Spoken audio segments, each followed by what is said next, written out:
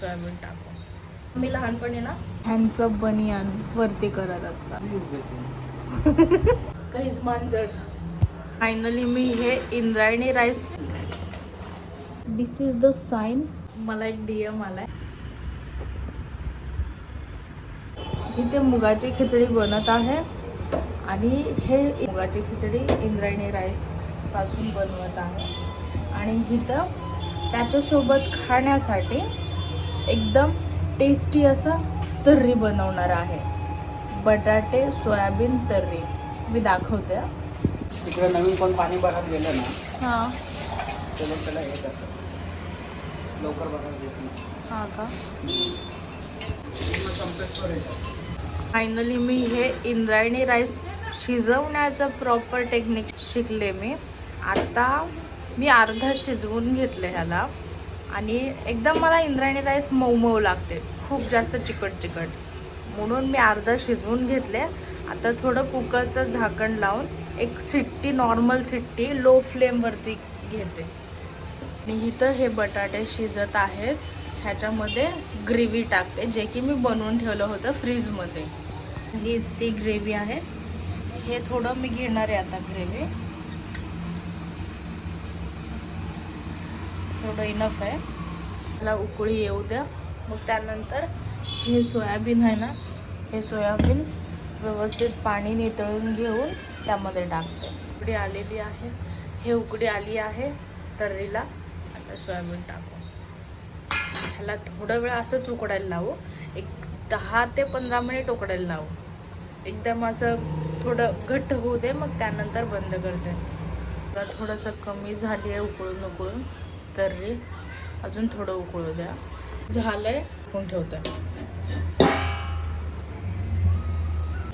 Vlog number किती आहे म्हणजे आतापर्यंत टोटल किती व्लॉग्स अपलोड केले हे बघत होते.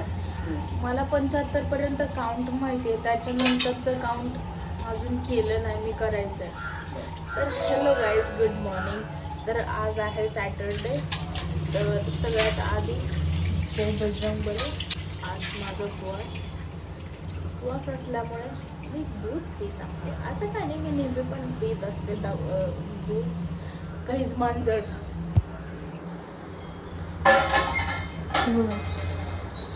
बघा दूध मी गरम केले जस्ट. दूध कपमध्ये घेते. हे माझे कप. झालं जेवण? हां, तुम्हाला कप धुवून दे ना. तर थांबा बस. हो, माझे केस खूप गळायला लागलेत माहिती आहे का. रात्र रात्र जागत आहे, रात्र रात्रभर.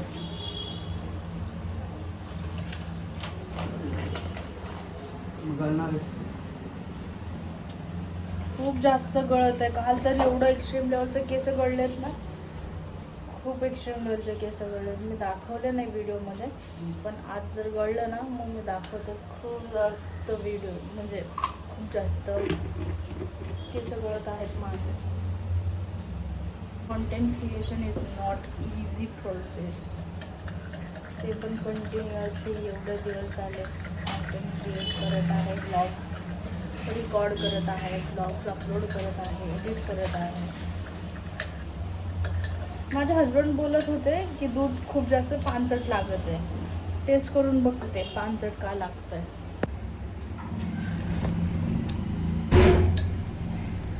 खूप जास्त प्रमाणात पाणी टाकल्यासारखं आहे.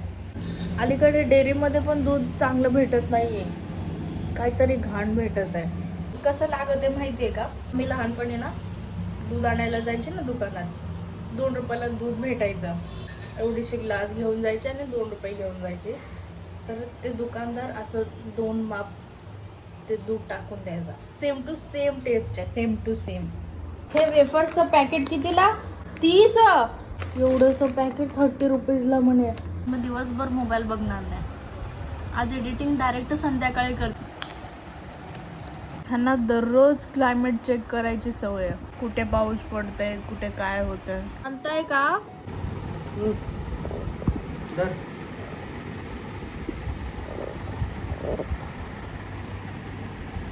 कॅमेरावरती पडेल. मग धर ना पटकन. मी जेव्हा कधी कॅमेरा ओपन करून ह्यांना दाखवते ना, तेव्हा मुद्दामून हे ह्यांचं बनियान वरती करत असतात, हा ना? मुद्दामून करता ना? बघू इकडे बघू. मुद्दामून करता ना? आता समजा एखादं चुकून राहिलं क्लिप माझ्याकडनं, हाईडकडनं, काय होईल सांगा बरं? काय बोलले? गरम होते. कशामुळे? आता मी काय करू? तुम्हाला गरम होतंय तर फॅन घेऊन येऊ का मागे मागे तुमच्या? आता वातावरणच तसं आहे म्हटल्यानंतर आता काय करू शकतो आपण तरी त्याला? एवढं काय बघायचं असतं आरशात?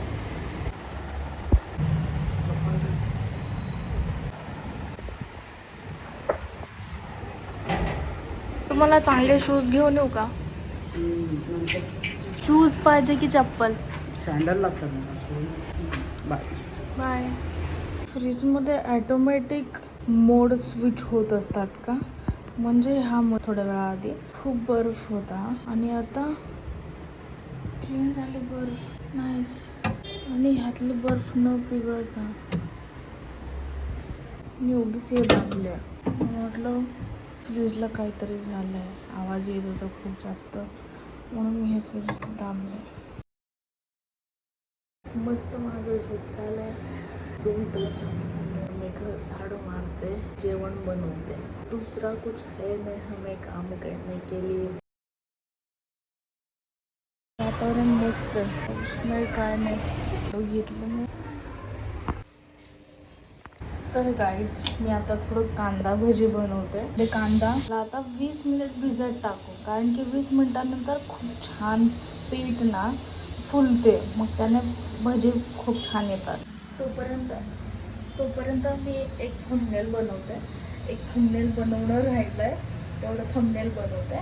तोपर्यंत ते होऊन जाईल. गाईज हे डाळ आणि भात आणि भजी हे 3च आहेत आज उपवास सोडायला, कारण मी जास्त काय बनवत नाही आहे. दुपारचं जेवण भरपूर राहिलं. हे बघा, दिस इज द साईन. ह्याच्यावरून आपण समजू शकतो की पीठ एकदम मस्त भिजलेलं आहे. ह्याच्यावर झाकायचं राहिलं.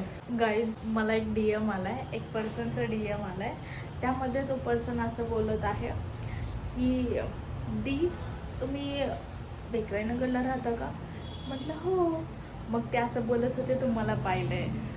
म्हटलं ओ माय गॉड. म्हणजे तुम्ही सांगा, माझ्या जे इंस्टाग्रामचं पेज आहे ना त्याच्यावरती, त्याच्या डॅशबोर्डवरती 14 लाख व्ह्यूज आहेत.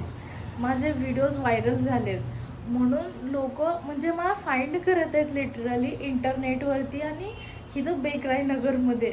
म्हणजे ह्या गोष्टी मला खरंच मला असे बटरफ्लायज उडत आहेत माझ्या माइंडमध्ये, माझ्या हार्टमध्ये. एकदम म्हणजे हा फिलिंगच एक वेगळी फिलिंग आहे यार, फिलिंग आहे गाईज. खूप जास्त ब्युटिफुल मोमेंट होता माझ्यासाठी. मला असं बोलायचं आहे की बाबा एक दिवस असं येईल की माझे यूट्यूबचे व्हिडिओसुद्धा असे व्हायरल होतील, माझे यूट्यूबचे व्हिडिओसुद्धा लोक बघायला स्टार्ट करतील. म्हणजे जवळजवळ तुम्हाला सांगते, मी जस्ट आजच काउंट केलं आहे, माझे टोटल यूट्यूबवरती 80+ व्लॉग्स अपलोड केलं आहे मी. 80 म्हणजे 80च्या वरती मी व्लॉग्स अपलोड केले. ह्या गोष्टी खरंच खूप म्हणजे खूप पेशन्स लागतं. म्हणजे एक प्रकारे गिवअप पण करत असतो अधूनमधून, मग गिवअप केलं होतं. अशा खूप साऱ्या गोष्टी घडत असतात ज्यावेळेस आपण व्लॉग करतो. कोणतीही काम करत असताना अशा गोष्टी घडत असतात. माझ्यासोबतसुद्धा इव्हन दो अजूनसुद्धा घडतात की बाबा असं वाटतं की जाऊ दे यार, काय करायचं, सोडून द्या, असं वाटतं मला लिटरली अजूनसुद्धा. पण ठीक आहे, असं बॅक ऑफ दी माइंड असं वाटतं बा होईल, काही ना काही होईल होईल होईल. हे एक पॉझिटिव्हिटी आहे ना, ह्या एका पॉझिटिव्हिटीमुळे मी कंटिन्युअसली ह्या गोष्टी करत आहे. 2 दिवस शांत जरी बसले तर तिसऱ्या दिवशी मी शांत नाही बसू शकत.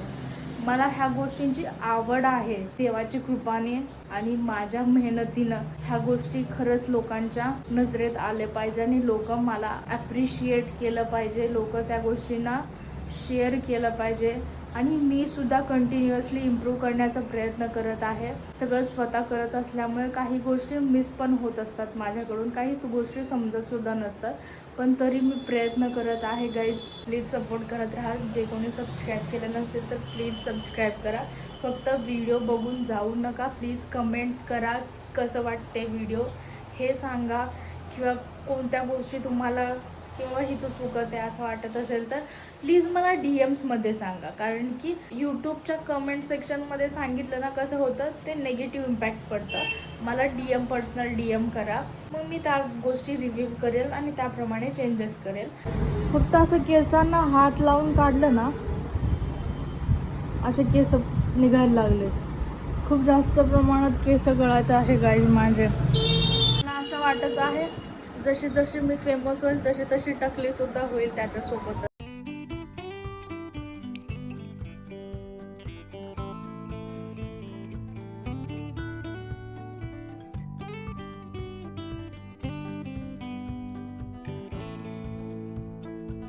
व्यवस्थित लागलंय ना सगळं. मिक्स नको करू. मिक्स नाही करत आहे मी. Okay, good night guys. Like share subscribe करा. Thank you for watching. बाय.